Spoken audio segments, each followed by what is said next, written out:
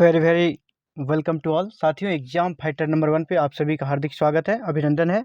आज हम लोग यूजीसी नेट पेपर 1 का यूनिट 10 पढ़ने वाले हैं और यूनिट 10 में पढ़ेंगे भारतीय विश्वविद्यालय आयोग और आज़ादी के बाद विश्वविद्यालय के संबंध में।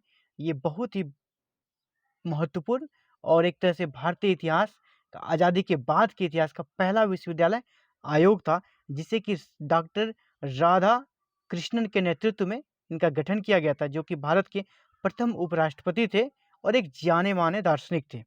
तो इसे राधा कृष्णन आयोग भी कहते हैं। तो इसीलिए हम लोग आज देखेंगे 1948 के राधा कृष्णन आयोग, या जिसे भारत का प्रथम विश्वविद्यालय आयोग कहा जाता है, इसी के बारे में पढ़ने वाले हैं A to Z एक ही वीडियो में। इसके साथ ही इससे संबंधित जो भी प्रश्न बन सकते हैं उसे भी हम लोग कवर करेंगे इसी वीडियो में। तो चलिए स्टार्ट करते हैं। राधा कृष्णन आयोग का गठन कब हुआ था? 4 नवंबर 1948 को। पहला प्रश्न आपसे यहाँ बन जाएगा, राधा कृष्ण आयोग का गठन कब हुआ था? 4 नवंबर 1948 को। राधा कृष्णन आयोग के अध्यक्ष कौन थे? डॉक्टर सर्वपल्ली राधाकृष्णन जी इसके अध्यक्ष थे। इसे भारत का प्रथम विश्वविद्यालय आयोग भी कहा जाता है। आयोग ने 25 अगस्त 1949 को अपनी रिपोर्ट सरकार को प्रस्तुत कर दी थी। और इसका जो मेन उद्देश्य था, अब इनके उद्देश्यों को देखते हैं। पहला कि शिक्षित नागरिक तैयार करना, प्रजातांत्रिक मूल्यों को स्थापित करना, सांस्कृतिक धरोहर का संरक्षण करना, राष्ट्रीय एकता भारत में स्थापित करना, ये सारे इसके मूलभूत उद्देश्य थे, ऑब्जेक्टिव था इस जो आयोग था। आयोग ने जो सिफारिश किया, उसने कहा कि आयोग ने अध्यापक कल्याण पर, यानी टीचर्स के कल्याण पर विशेष ध्यान देने हेतु उचित वेतनमान की उचित वेतनमान मिले, भविष्य निधि, जीवन बीमा, पेंशन, इन सब के संबंध में आवश्यक सुझाव दिए थे। आयोग के अनुसार उच्च शिक्षा का समय एक वर्ष में कम से कम 180 दिन चलने चाहिए, यानी जो क्लासेस होंगी 365 दिन में कम से कम 180 दिन क्लासेस होनी चाहिए। इसके साथ ही कहा गया कि इससे पूर्व, यानी विश्वविद्यालय शिक्षा के पूर्व जो बच्चे पढ़ेंगे, यानी उसके पहले जो उसका स्कूलिंग होगा वो 12 वर्ष का होगा। स्कूलिंग कितने वर्ष का होगा? कम से कम 12 वर्ष का होना चाहिए। इसके साथ ही आयोग ने व्यावसायिक शिक्षा, यानी कुछ कोर्सेस, वोकेशनल कोर्सेस, यानी स्किल डेवलपमेंट के बारे में भी बात की। इसके साथ इंजीनियरिंग, टेक्नोलॉजी, कानूनी शिक्षा, चिकित्सा शिक्षा के क्षेत्र में भी सुधार करने के लिए आवश्यक सुझाव दिए। इसी के साथ ही शिक्षा के माध्यम में कहा कि शिक्षा का माध्यम क्या होगा? तो अंतर्राष्ट्रीय भाषाओं को भी शिक्षा में शामिल करना चाहिए, उसको स्वीकार किया जाना चाहिए। उच्च शिक्षा में त्रिभाषा, 3 भाषाओं का कॉन्सेप्ट आया। ट्रायंगुलर लैंग्वेज कॉन्सेप्ट दिया इन्होंने, कहा कि एक तो उनका जो मातृभाषा, प्रादेशिक भाषा, वो बच्चे में डेवलप करना चाहिए।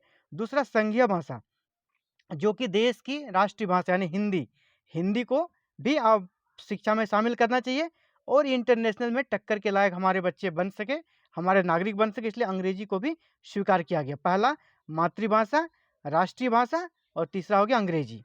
आयोग ने इसके साथ ही सुझाव दिया कि परीक्षा की जो प्रणाली है ना, इसको बदलकर वस्तुनिष्ठ किया जाए। ऑब्जेक्टिव परीक्षा ज़्यादा अच्छा माना गया इस आयोग के सिफारिश के अनुसार।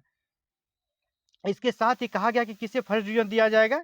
आज हम लोग देखते हैं कि 60% प्लस आता है तो फर्स्ट डिवीजन होता है, लेकिन उस समय राधा कृष्ण आयोग के अनुसार 70% था प्रथम श्रेणी के लिए, और जो सेकेंड क्लास है द्वितीय श्रेणी उसके लिए 55% था, और जो थर्ड क्लास था तृतीय श्रेणी के लिए 40% निर्धारित करने का सुझाव दिया गया था। जबकि आज हम लोग देखते हैं उसमें काफ़ी परिवर्तन हो गया है। इसके साथ ही कहा गया कॉलेजों में, यूनिवर्सिटीज में छात्र कल्याण के लिए विश्वविद्यालय तथा कॉलेजों में छात्र परिषद गठित करने का सुझाव दिया गया। छात्र परिषद गठित करने के लिए जाने की अभी भी देखते हैं हमारे कॉलेजों में, यूनिवर्सिटीज में DSW का पद होता है, ये यहीं पर इसी आयोग के द्वारा वो सुझाव दिया गया था। इसके साथ ही कृषि विश्वविद्यालय को भी स्थापित करने का सुझाव दिया गया। भूमि सुधार, गांव प्रशासन आदि के संदर्भ में भी अपना सुझाव इस आयोग ने दिया। शिक्षा की अर्थव्यवस्था को सुधारने के लिए अधिक मात्रा में अनुदान देने की सिफारिश की गई। कहा कि शिक्षण संस्थानों को सरकार को अनुदान देना चाहिए ताकि अच्छा शिक्षा मिल सके बच्चों को। इसके साथ ही महिला शिक्षा पर भी इस आयोग ने जोर दिया, जिसमें अर्थशास्त्र, संगीत, नर्सिंग, ललित कला जैसे पाठ्यक्रम आरंभ करने की सिफारिश की, ताकि महिलाओं को भी इन क्षेत्रों में आगे बढ़ाया जा सके। अब हम लोग देखेंगे राधा कृष्णन आयोग पर क्या महत्वपूर्ण प्रश्न बन सकते हैं ऑब्जेक्टिव में। तो चलिए स्टार्ट करते हैं। पहला प्रश्न, राधा कृष्णन आयोग, जैसा कि नाम से स्पष्ट है, राधा कृष्णन आयोग के अध्यक्ष कौन थे? तो डॉक्टर सर्वपल्ली राधाकृष्णन। आपसे इस तरह डायरेक्ट नहीं पूछा जाएगा, आपसे पूछा जा सकता है भारत आज़ादी के बाद भारत के प्रथम विश्वविद्यालय आयोग के अध्यक्ष कौन थे? तो डॉक्टर सर्वपल्ली राधाकृष्णन। इसी प्रकार पूछा जाएगा यूजीसी यानी यूनिवर्सिटी ग्रांट कमीशन का गठन किस आयोग की सिफारिश पर किया गया था? तो राधाकृष्णन आयोग। इसी प्रकार आपसे तीसरा प्रश्न बनेगा, राधाकृष्णन आयोग की सिफारिश के अनुसार विश्वविद्यालय पूर्व कितने वर्ष का अध्ययन होना चाहिए? यानी विश्वविद्यालयों में जो शिक्षा दी जाएगी इससे पूर्व बच्चे को कितने वर्ष का स्कूलिंग शिक्षा दिया जाना चाहिए? तो वो 12 वर्ष। इसके बाद स्वतंत्रता के बाद यानी भारत की आज़ादी के बाद गठित पहला शिक्षा सुधार आयोग कौन सा था? तो राधाकृष्णन आयोग। नेक्स्ट क्वेश्चन बनेगा, राधाकृष्णन कमीशन ने शिक्षा को किस सूची में शामिल करने का सिफारिश किया था? तो वो था समवर्ती सूची। हम लोग जानते हैं भारतीय संविधान के अनुसार 3 सूचियां होती है, तो शिक्षा को समवर्ती सूची में शामिल किया गया राधाकृष्ण आयोग की सिफारिश के बाद। इसके पहले वो राज्य सूची का विषय था। तो बढ़ते हैं अगले क्वेश्चन की ओर। शिक्षा को, एजुकेशन को समवर्ती सूची में कब डाला गया? तो 1976 में। इसके पहले वो किस सूची में था? राज्य सूची में। नेक्स्ट क्वेश्चन, 1976 ईस्वी में कौन सा संवैधानिक संशोधन हुआ था? तो वो था 42वां संवैधानिक संशोधन। ये थे बहुत ही महत्वपूर्ण important objective question. Thank you for watching this video and connecting with exam fighter number 1।